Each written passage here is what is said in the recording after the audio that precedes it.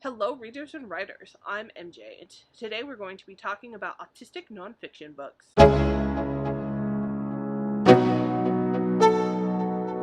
Not all of today's books are own voices or books written by autistic authors, so I will differentiate when that is the case. However, I do still want to highlight some nonfiction books that I think are of importance in this video. So I want to start with some memoirs by autistic authors. The first one is Autism in Hills. I think this one is a great written book, but I also think it gives a perspective that's not found enough in autism literature, and that is a feminist perspective. There are individuals with autism that are also extremely feminine, and I think that's taken out of the conversation because there's so many, like, the stereotype is that autism is for males, and then there are so many genderqueer individuals who are also autistic that I think that individuals who are actual female and autistic kind of tend to get lost in that conversation.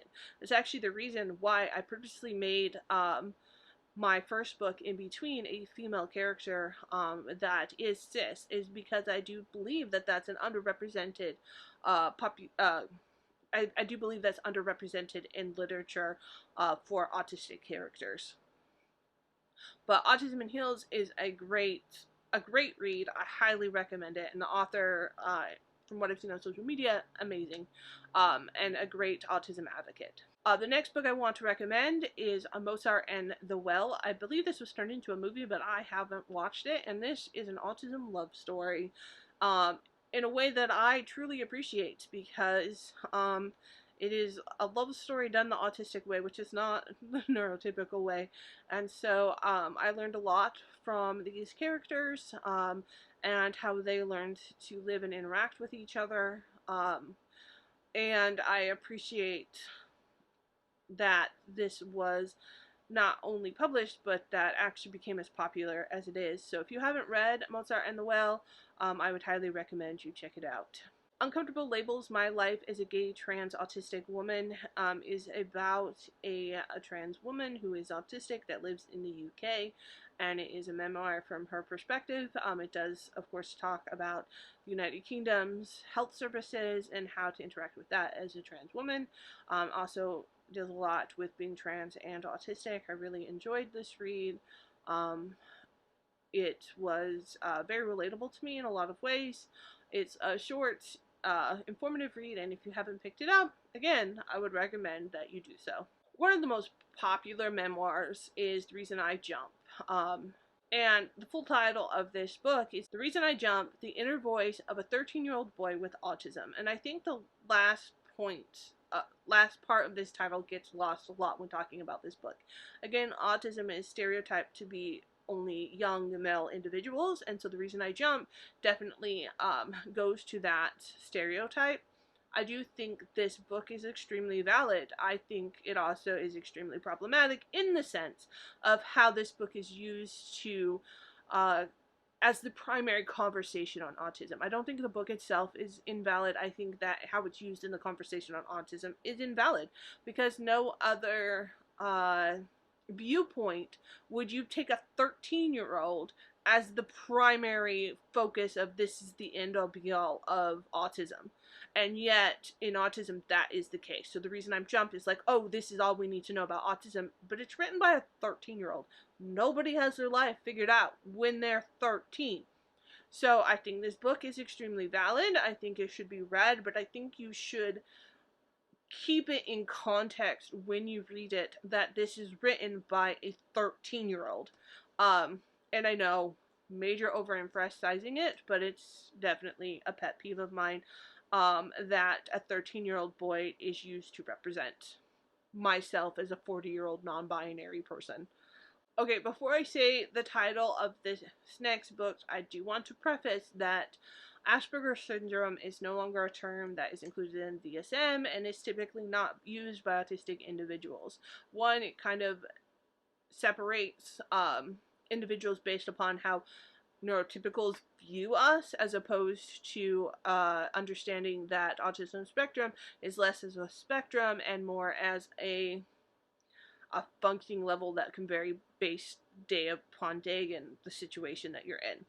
But that hasn't always. Oh, and also Asperger's syndrome, which we'll get into later, is based upon a person named Asperger's who, yeah, we'll talk about that in a minute. But I do want to point to the book Asperger's Syndrome by Tony Attwood, and I want to highlight this book because this is the first book I read on autism, and this is the book that led to my and my son, and then consequently my youngest's diagnosis on the spectrum. So it was very eye-opening for me, and just to like, it was the moment in my life where it just like things kind of popped up and made sense, and was like, oh, other people expect you to make eye contact. I was 23 at the time, and I had no idea that people actually expected you to make eye contact. I thought they were lying when they told me that. So I do think that Tony Attwood has a lot of good things written on autism, even though the language that he's using is not up to date. And then the two nonfiction books that I am reading this month, so I haven't read them yet, so I don't know whether I would recommend them, but I'm excited to read them. The first is Uniquely Human, and I like that this is talking about autism in a positive perspective, which I don't think is done enough. So I've heard really great reviews on this, and I'm really excited to actually read it.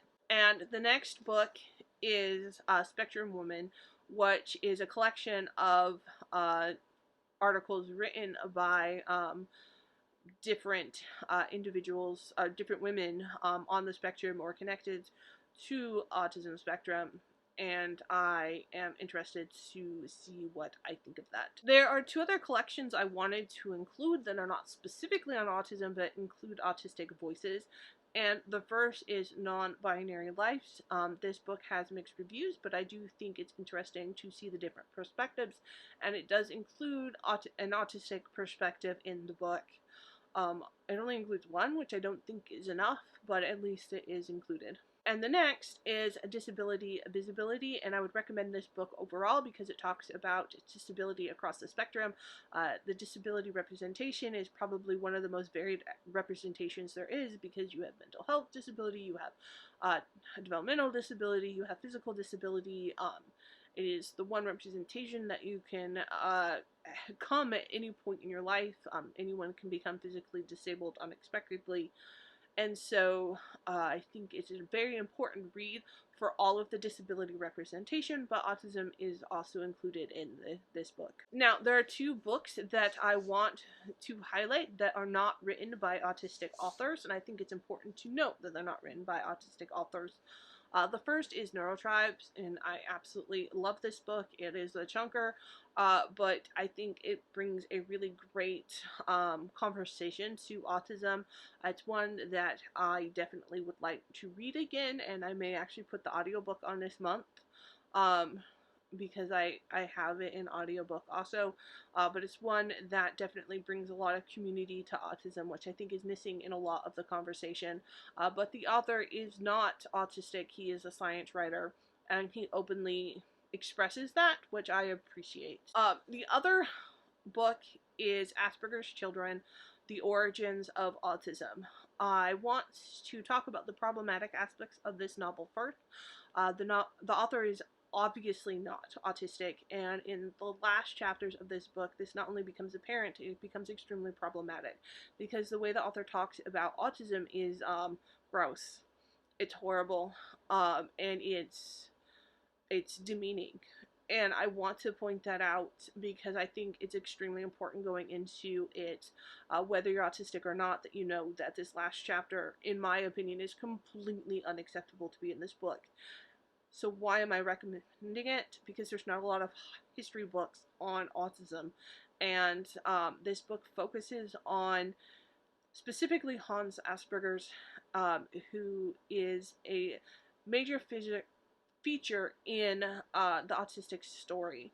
And I have a BS or BA in I have a BA in psychology and an MS in developmental psychology, and so Hans Asperger is talked about a lot, and he is seen as this champion of autistic individuals, that he saved autistic children in the Holocaust, that he was not a Nazi, and he was a great friend of the autistic people, and that is absolutely not the case. He was a horrible, horrible human being that was barely only a Nazi. He just never signed into the party, but he sent children to their deaths without a second thought. He was not a good person, and so this is one of the reasons why Asperger's syndrome is no longer used, because who would want to be associated with this horrible, vile human being? Definitely not most people on the autism spectrum. So I think the historical aspect of this is really well done. It is done in a way that nobody else has captured, but I think the author is anti-autistic, which is ironic considering the book. Maybe you'll find a different perspective when you read this book, but I definitely was not happy with how it was concluded and the bias that the author seems to take onto autistic individuals. So I do want you to make aware of that before reading it, but I think the historical perspective is one that we can't find anywhere else and is needed in the conversation. So I hope you found some nonfiction books that you are interested in picking up, and if you have any other recommendations, please let me know in the comments. I love reading nonfiction books specifically on autism, and would love to pick them up or tell you my thoughts if I have already read them. So as always, keep writing, keep reading, and until next time.